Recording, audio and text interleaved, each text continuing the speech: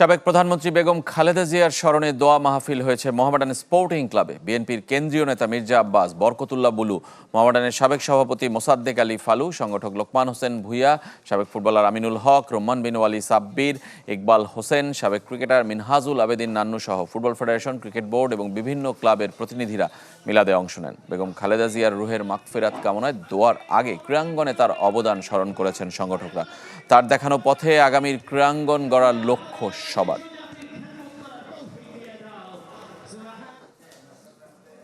আমি যখন এই ক্লাবের প্রেসিডেন্ট ছিলাম, মোহামেডান ক্লাবের বিজয় হওয়ার পরেই সকল সময় আমরা তার জন্য কেক মিষ্টি পাঠাতাম।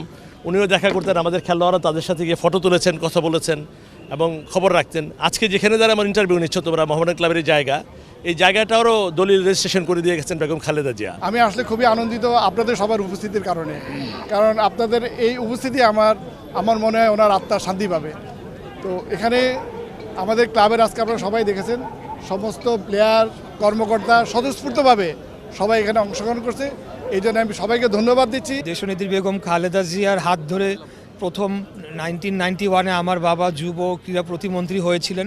তখনই আমার বয়স 4 বছর এবং আমি ছোটোবেলা থেকেই দেখেছি যে ক্রীড়াঙ্গনকে কিভাবে এগিয়ে নিয়ে যাওয়ার জন্যে দেশনেত্রী বেগম খালেদা জিয়ার নেতৃত্বে আমার বাবা নিরলস পরিশ্রম করেছিলেন। তিনি খেলোয়াড়দেরকে উৎসাহিত করার জন্য যেভাবে পুরস্কৃত করেছেন এবং তিনি খেলোয়াড়দেরকে অসম্ভব পছন্দ করতেন এবং তিনি সবসময় আমাকে বলতেন যে খেলোয়াড়রা যাতে সবসময় খেলাধুলা নিয়ে ব্যস্ত থাকে, তারা যাতে কোনোভাবেই কোনো দল মত নির্বিশেষে সব কিছুর ঊর্ধ্বে গিয়ে তারা যাতে কাজ করে। উনি যখন আমাদেরকে সর্বপ্রথম 2003-এ, আজকে ন্যাশনাল প্লেয়াররা এখানে আছে, এই ন্যাশনাল প্লেয়াররা আজকে বাংলাদেশের ঢাকা শহরে পূর্বাঞ্চলের মতো জায়গায় 5 কাঠা করে জায়গা পেয়েছে ডিউ টু বেগম খালেদা জিয়া।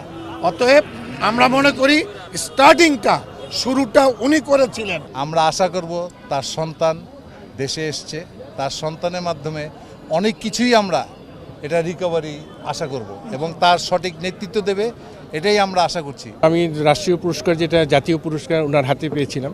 তো জননেত্রীর হাতে, এটাই আমার সাথে সবচেয়ে বড় জিনিস, বড় পাওয়া।